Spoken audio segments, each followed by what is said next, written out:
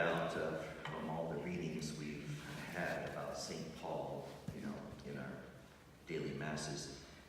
He was a gifted speaker, a gifted orator. He had ways of appealing to his listeners by approaching them at their level. For instance, we hear today that once again he's speaking to the people gathered in a synagogue. Every time Paul went to a new place, he'd go right to the synagogue where his Jewish brothers were gathered. And he would start speaking the gospel, proclaiming the gospel, but he would do it in a way that kind of drew them in.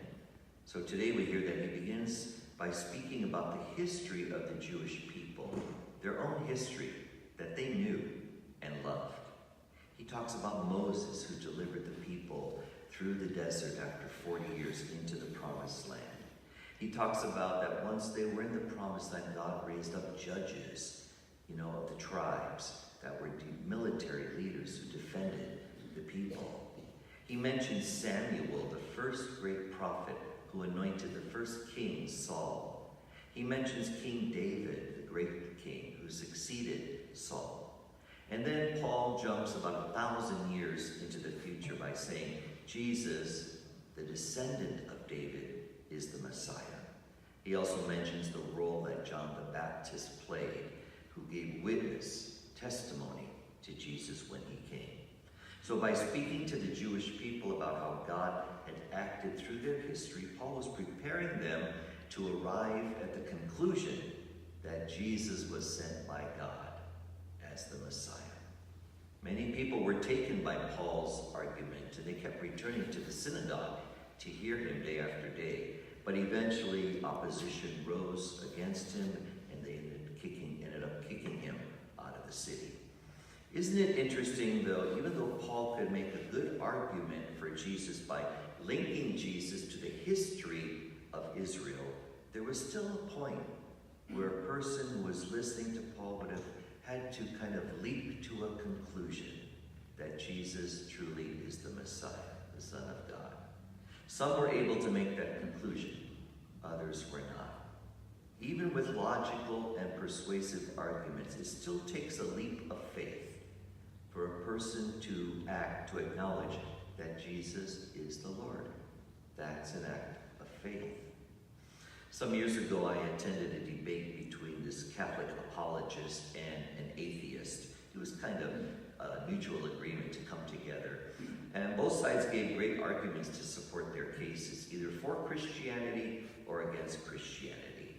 But in the end, no one was persuaded by any argument.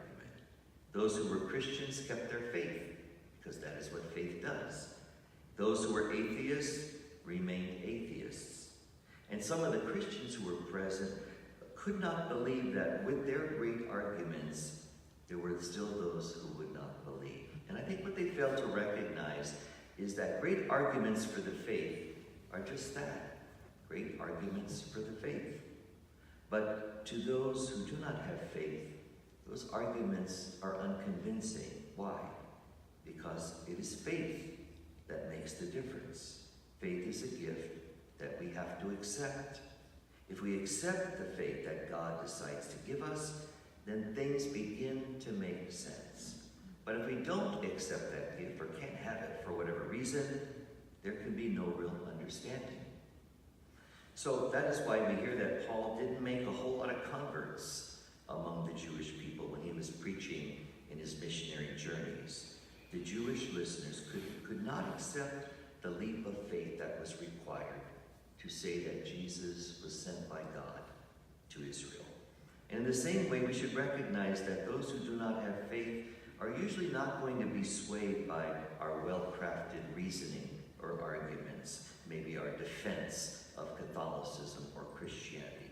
For whatever reason, belief requires that a person make this leap from reasoning to faith, and that's a difficult thing to do. So we can only respond with compassion and understanding to those who cannot believe for whatever the reason might be. Maybe the greatest argument for Christ and for Christianity will come from our actions. Actions speak louder than words. If we truly love, if we are truly compassionate people, then that may be what is needed for a person to say,